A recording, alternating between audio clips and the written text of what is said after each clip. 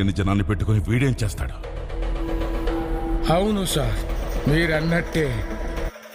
చల్లడి పడితే ఒక్కడు కూడా నిలబడ్డా. ఇలాంటి ధైర్యం లేని జనాన్ని పెట్టుకుని వీడేం చేస్తాడు?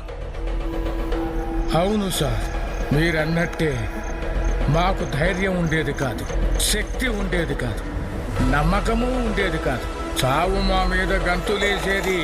కానీ ఒకడు అడ్డం నిలబడ్డాడని వాడిని కాలి ముందు తల నరికాడు కదా. ఆ రోజు చాలా సంవత్సరాల తర్వాత చావు మీద మేము గంతులేసాము. వాడు కత్తి విసిరిన వేగానికి ఒక గాలి పుట్టింది సార్.